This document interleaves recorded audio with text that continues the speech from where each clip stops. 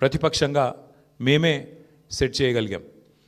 ప్రజా సమస్యలను ప్రధానంగా 6 గ్యారంటీల అమలులో ప్రభుత్వ వైఫల్యాన్ని బలంగా ప్రజల్లోకి తీసుకొని పోయాం. 6 గ్యారంటీల విషయంలో ప్రభుత్వం చేసిన మోసాన్ని తీసుకొని పోయాం. హామీల ఎగవేతను బాకీ కార్డుల రూపంలో ప్రధాన చర్చగా చేయగలిగాము. ఇది బీఆర్ఎస్ సాధించిన విజయంగా మేము భావిస్తూ ఉన్నాం. అట్లాగే మేము అనవసరపు అంశాల జోలికి పోలేదు. కులము, మతము వీటి పేరు మీద డైవర్షన్ రాజకీయాలు చేయలేదు. బూతులు అస్సలు మాట్లాడలేదు. ఆఖరికి ప్రభుత్వంలో ఉన్నవాళ్ళు ఫ్రస్ట్రేట్ అయిపోయి బూతులు మాట్లాడినా మేము మాత్రం బూతులు మాట్లాడలేదు. కేవలం ప్రజా సమస్యల గురించే మాట్లాడాం. చాలా హుందాగా ఈ ఎన్నికల్లో కొట్లాడినామని చెప్పి నేను అనుకుంటా ఉన్నాను. అట్లాగే జనాలకు అవసరమైన పాయింట్లు, ప్రజలకు అవసరమైన పాయింట్లను మాత్రమే చర్చకు పెట్టాం. కాంగ్రెస్, బీజేపీ ఎన్ని రకాలుగా మమ్మల్ని కవ్వించే ప్రయత్నం చేసినా సంయమనం కూడా పాటించాం.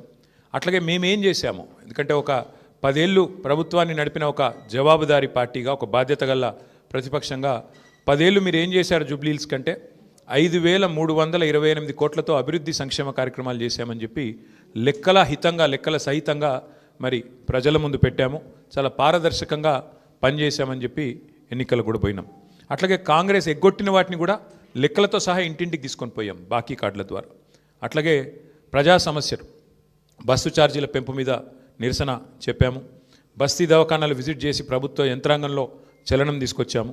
హైడ్రా విధ్వంసం మీద, ప్రభుత్వంలో ఉన్న పెద్దల ద్వంద్వ ప్రమాణాల మీద, డబుల్ స్టాండర్డ్స్ మీద కూడా ప్రభుత్వాన్ని ఎండగట్టగలిగాం. ఆటో అన్నల సమస్యలను కూడా ప్రభుత్వం దృష్టికి తీసుకురాగలిగినాం. వాళ్ళ తరపున కూడా గట్టిగా మాట్లాడినాం. హైదరాబాద్లో రోడ్ల దుస్థితి విషయంలో కూడా ప్రభుత్వాన్ని కదిలింపజేయగలిగినాం. శాంతి భద్రతల విషయంలో కూడా మా నిరసన గట్టిగా చెప్పాం. ఈ రకంగా ప్రజా సమస్యలనే కేంద్ర బిందువుగా మా పార్టీ ఎన్నికల ప్రచారాన్ని చాలా హుందాగా నిర్వహించింది. తద్వారా ప్రభుత్వం కూడా మాట్లాడక తప్పని అనివార్యత కల్పించాం. చివరికి 2 ఏళ్లలో ఒక్కసారి కూడా మరి సమీక్ష చేయని ముఖ్యమంత్రి గారు ఆఖరి ఎలక్షన్ ముందు రోజు 6 గ్యారంటీల మీద సమీక్ష చేయక తప్పని పరిస్థితి కూడా వచ్చింది అంటే ముమ్మాటికి అది బీఆర్ఎస్ విజయమే. అట్లాగే 2 ఏళ్లుగా మైనారిటీకి మంత్రివర్గంలో స్థానం లేదు. బీఆర్ఎస్ ఏదైతే మరి మంత్రివర్గంలో ఇట్లా మైనారిటీలకు స్థానం లేదు, ఒక ఎంపీ లేరు, ఎమ్మెల్యే లేరు, ఎమ్మెల్సీ లేరు అని గట్టిగా మాట్లాడితే చివరికి అనివార్యంగా అజారుద్దీన్ గారికి మంత్రి పదవి ఇయ్యక తప్పని అనివార్యత కల్పించింది కూడా ఖచ్చితంగా మా యొక్క ఎన్నికల ప్రచార సరళి. తప్పకుండా ప్రధాన ప్రతిపక్షంగా మరి మా బాధ్యత మేము నిర్వర్తించినాం. సరే, సహజంగానే ఒకటి మాత్రం ఉంది, గెలుపు ఓటములు పెద్దలు కేసీఆర్ గారు ఎప్పుడు చెప్తుంటారు, గెలవాల్సింది పార్టీలు కాదు, గెలవాల్సింది ప్రజలు అని.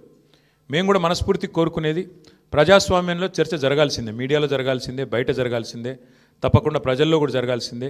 ఈ ఎన్నిక ఎట్లా జరిగింది అనే విషయంలో కూడా చర్చ జరగాలి. ఎందుకంటే ఈరోజు కాదు, మేము 4 రోజుల ముందే చెప్పాం. ఎన్ని రకాల అక్రమాలకు కాంగ్రెస్ తెరలేపిందో చెప్పాం. అభ్యర్థి యొక్క సొంత తమ్ముడికి 3 ఓట్లున్న విషయాన్ని మీ ముందు పెట్టాం. ఆధారాలతో సహా మేము స్పష్టంగా మీ ముందు బయట పెట్టాం. ఎన్నికల కమిషన్ అడిగాం, కోర్టుకు పోయాం. ఎన్ని ప్రయత్నాలు చేయాలో అన్ని ప్రయత్నాలు పారదర్శకంగా ఫ్రీ అండ్ ఫెయిర్ ఎలక్షన్ కోసం జరగాలని ప్రయత్నం చేసినాం. షెడ్యూల్ వచ్చిన నాటి నుంచి పోలింగ్ డే దాకా ఏమేం జరిగినాయో, ఎన్ని రకాల అక్రమాలు, ఎన్ని రకాల అవకతవకలు, ప్రలోభాలు, ఎన్ని రకాల ఒత్తిళ్ళు, ఇవన్నిటి మీద కూడా చర్చ తప్పకుండా జరగాల్సిందే. ఏదేమైనప్పటికీ సరే, అల్టిమేట్గా ప్రజాస్వామ్యంలో ప్రజా తీర్పు శిరోధార్యం. తప్పకుండా మరి ఇవాళ మేము కూడా ఓట్లేసిన ప్రజలకు ధన్యవాదాలు చెప్తున్నాం. అట్లాగే మిగతా వారికి కూడా మేము విజ్ఞప్తి చేస్తూ ఉన్నాం. ప్రధాన ప్రతిపక్షంగా మా పాత్రను మీరు గమనించారు. ప్రధాన ప్రతిపక్షంగా మేము గెలవాలని కోరుకున్నాం, సహజంగా గెలుస్తామని ఆశించినాం. బట్ ఎలాంటి నిరాశ లేదు, మా పని మేము చేసుకుంటూ పోతూనే ఉంటాం. ఎందుకంటే 2 ఏళ్లుగా లగచర్ల కావచ్చు, హైడ్రా బాధితులు కావచ్చు, మూసీ బాధితులు కావచ్చు, 6 గ్యారంటీల విషయంలో బాకీ కార్డుల రూపంలో కావచ్చు, ప్రజల తరపున గొంతు ఎత్తడంలో, అట్లాగే మా మీద జరిగే దుష్ప్రచారాన్ని తిప్పికొట్టడంలో శాసనసభ వేదిక కానీ బయట కానీ బ్రహ్మాండమైన పాత్ర పోషించాం. రేపటి రోజున కూడా అట్లాగే ముందుకు పోతాం. మరి మా కార్యకర్తలకు కూడా నేను చేసే విజ్ఞప్తి, సన్నద్ధం అవుదాం.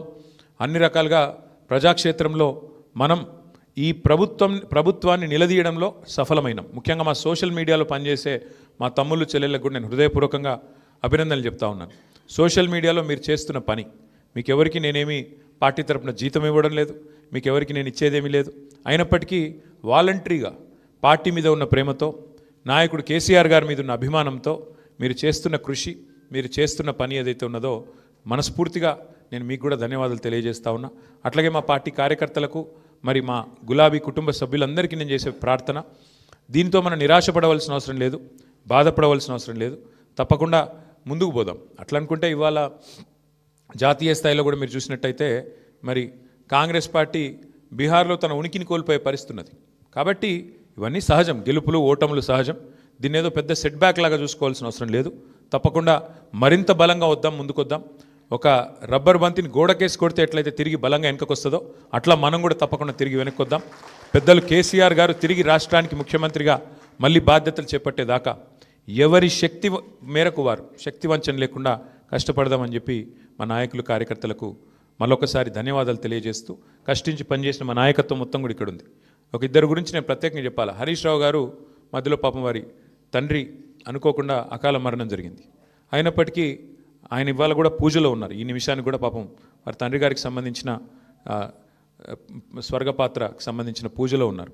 అయినప్పటికీ ఇంట్లో ఉండి కూడా ఆయన కూడా చాలా కష్టపడ్డారు. వారితో పాటు ఇంకా చాలామంది, మా రవీంద్రరావు గారు మా ఎమ్మెల్సీ, వాళ్ళ సొంత అన్నగారు చనిపోయినారు.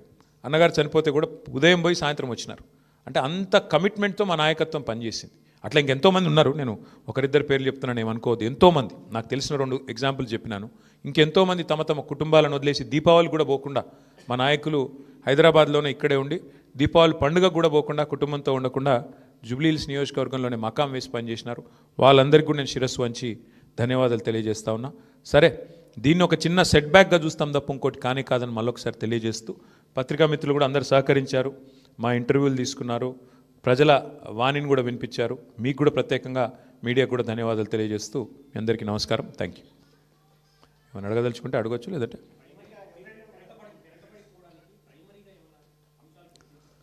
అంటే ఇప్పుడు ఇట్ ఇస్ టూ ఎర్లీ. ఒకటి మేము కూడా కూర్చుంటాం పార్టీగా, ఎందుకంటే మొత్తం ఇంకా అన్ని డివిజన్లలో ఎన్ని బూత్లలో మాకు లీడ్ వచ్చింది, ఎక్కడ మైనస్ అయింది, ఇంకా మేము కూడా చూడలేదు. బ్రాడ్గా ఓవరాల్ నెంబర్ తెలుసు బ్రదర్, మిగతా విషయాలు తెలియదు. కూర్చుందాం, రేపు ఎల్లుండి సావధానంగా కూర్చుంటాం. మా నాయకత్వం మొత్తం పనిచేసింది. సీనియర్లు మంత్రులుగా పనిచేసిన వాళ్ళు కూడా 10 బూత్లకు ఒకరు ఇన్ఛార్జ్గా తీసుకున్నారు. ఇప్పుడే ప్రశాంత్ రెడ్డి గారు చెప్తున్నారు నాకు, అన్న మా షేక్పేట్లో మా 10 బూత్లలో నా దగ్గర మాత్రం 1100 మెజారిటీ వచ్చిందని చెప్పి ఇప్పుడే ప్రశాంత్ రెడ్డి గారు చెప్తున్నారు. విశ్లేషించుకుంటాం, అట్లా ఎట్లెట్లా క్లస్టర్ల వారీగా ఎక్కడెక్కడ ఏం జరిగింది చూసుకుంటాం, సమీక్ష చేసుకుంటాం, డెఫినెట్గా ఆత్మవిమర్శ చేసుకుంటాం. ఎందుకంటే ప్రజలు మరి అల్టిమేట్గా ఎందుకు మొగ్గు చూపారు కాంగ్రెస్ పార్టీ వైపు అనేది కూడా మేము కూడా విశ్లేషించుకోవాలి, ఆత్మవిమర్శ చేసుకోవాలి. తప్పకుండా ఏదైతే ఉందో మా పోరాటం మాత్రం కొనసాగుతుంది. ప్రజా సమస్యల మీద, ప్రభుత్వం మీద, ప్రజలకిచ్చిన హామీలు నెరవేర్చే అంశంలో మాత్రం డెఫినెట్గా మా పోరాటం కొనసాగుతుంది. మిగతా అన్ని విషయాలు చర్చించడానికి బోలెడ్ టైం ఉంది. తప్పకుండా అన్ని కూడా ఆలోచించి నిర్ణయం తీసుకుంటాం. ఇక అది హైదరాబాద్లో మొదటి నుంచి ఉంది బ్రదర్ అది. కాకపోతే ఒక్కటి మాత్రం మా వాళ్ళు నాయకులందరూ చెప్తుంది ఏంటంటే, దాదాపుగా మనం ఇప్పుడు 48.4% మీద ఓటింగ్ అయిందని చెప్తున్నారు. కానీ వాస్తవంగా చూస్తే 70% ఓటింగ్గా చూసుకోవాలి. ఎందుకంటే చాలా ఓట్లు షిఫ్ట్ అయిన ఓట్లు ఉన్నాయి, కొన్ని అసలు ఓటర్లు పేరుకు లిస్టులో ఉన్నా అక్కడ ఓటర్లు లేరు. కాబట్టి ఒక రకంగా చెప్పాలంటే 65-70% ఓటింగ్ అయినట్టు అనుకోవాలి మనం. కాబట్టి ఓటింగ్ నార్మల్ కంటే పెరిగింది, కానీ ఇంకా పెరిగింటే బాగుండేది అనే భావన ఉంది. ముఖ్యంగా కాలనీల్లో కొంత పెరిగింటే బాగుండేది, జరగలేదు. దానికి కారణాలు పలు రకాలుగా ఉన్నాయి. బట్ చూడాలి, భవిష్యత్తులో అన్న మారుతుందేమో చూడాలి.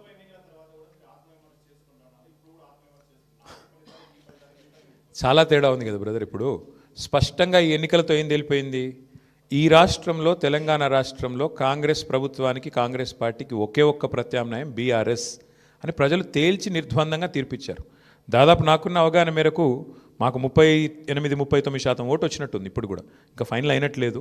38 వచ్చిందా 39 వచ్చిందా చూడాలి.